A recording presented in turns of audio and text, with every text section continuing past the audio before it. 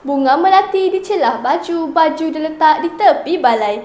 Rakyat berilmu, negara maju, aset negara tidak ternilai.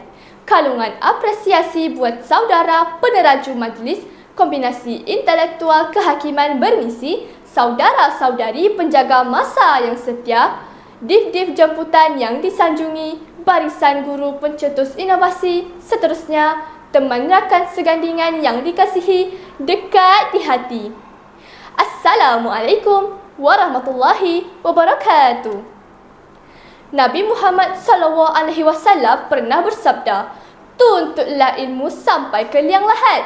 Sabda junjungan besar umat Islam itu menerangkan kepentingan memiliki ilmu pengetahuan.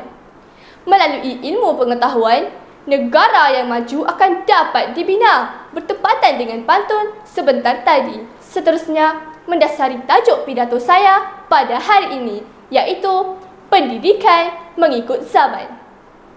Sidang hadirin yang dimuliakan, izinkan saya mengupas definisi tajuk pidato sebagaimana menurut Kamus Dewan edisi keempat.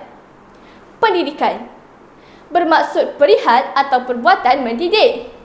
Mengikut bermaksud pergi bersama, menurut, mengiring atau menyertai. Manakala zaman didefinisikan sebagai tempoh atau jangka masa tertentu.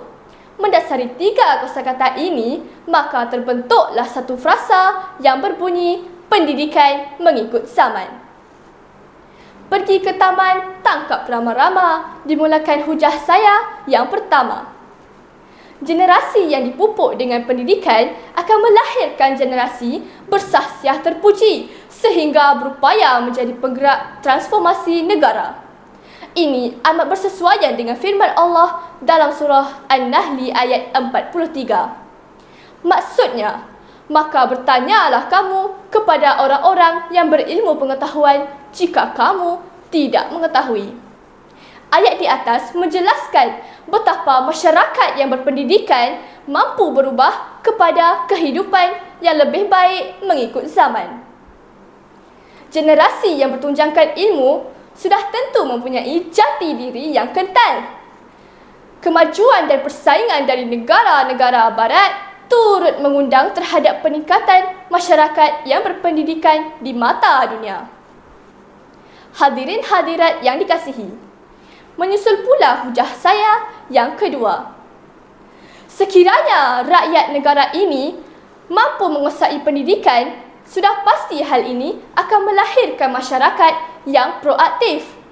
Masyarakat yang berilmu sentiasa berfikir secara positif atau optimis tentang sesuatu masalah dan tidak berfikir secara reaktif yang cenderung untuk menunjukkan reaksi dan mengambil tindakan setelah berlakunya sesuatu. Sebagai contoh, seseorang yang berfikiran moden sudah tentu akan menjadikan masalah itu sebagai satu cabaran dan bukannya halangan untuk mencapai objektifnya. Sedangkan seseorang yang terikat dengan persekitaran pemikiran tradisional akan terperangkap dengan pemikiran sendiri untuk melakukan perubahan. Oleh itu, kita hendaklah mengamalkan budaya dahaga akan ilmu dan menjadikan budaya pembelajaran sepanjang hayat atau lifelong learning sebagai satu amalan dalam kehidupan agar kita tidak ketinggalan dalam mengikut arus kemodenan. Pergi ke sawah bersama tini, jalan bersama sambil bersiul. Para hadirin, dengarkan ini, hujah ketiga pula menyusul. Dalam era globalisasi ini, penguasaan ilmu dalam pelbagai bidang pendidikan amat penting dan perlu diutamakan.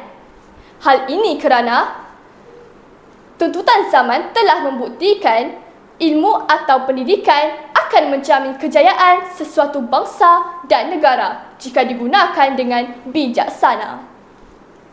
Oleh itu, semua bangsa hendaklah berusaha dengan bersungguh-sungguh untuk mencari ilmu seberapa banyak yang mungkin untuk kesejahteraan hidup seperti kata hikmat, ilmu pelita hidup. Oleh akhir kata, saya rumuskan pidato ini dengan satu rangkap pantun. Burung gagak terbang bergaya, mentari redup berona gangsa, pendidikan tonggak negara berjaya, penyuluh hidup sepanjang masa. Sekian. Wabillahi taufiq wa hidayah. Wassalamualaikum warahmatullahi wabarakatuh.